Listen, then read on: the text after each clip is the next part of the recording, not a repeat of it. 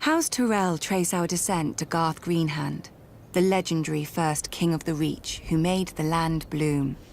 But so too does every noble house around us.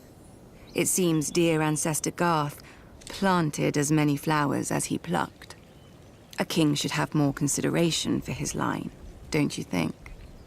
For over 1,000 years, the Greenhand sons and grandsons ruled the Reach as House Gardener. The offshoots of his daughters grew into vast and powerful houses in their own right, except for House Tyrell. We chose instead to serve our Gardener cousins faithfully as stewards, to manage their stronghold of Highgarden and the daily affairs of the Reach. Our words are growing strong.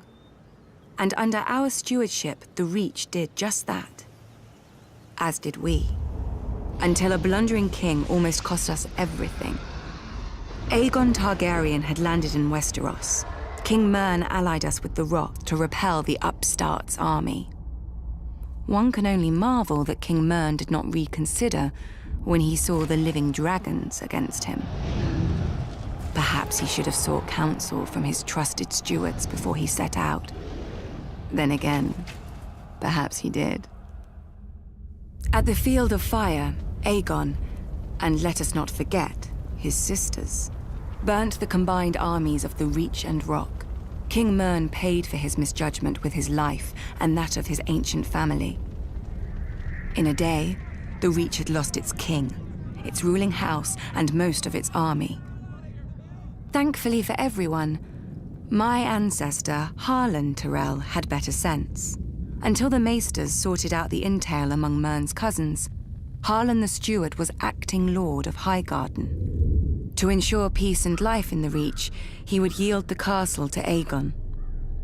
The other castles and families would then follow, as they had since the Dawn Age.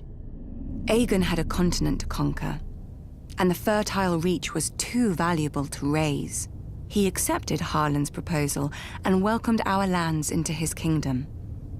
To show his gratitude, Aegon entitled Harlan to Highgarden, the castle his family had served for 1,000 years, and made House Tyrell his wardens of the south, choosing us over older, greater families in the Reach. Our house thus owed everything to the Targaryens. So is it any wonder we stayed true to King Aerys, even during his madness, and even after Robert Baratheon rebelled? Some may question my father for laying siege to the Baratheons' home, instead of marching to aid Prince Rhaegar before Robert could kill him and scatter the royal army. But let us not forget that we had already dealt Robert his only defeat of the war at Ashford.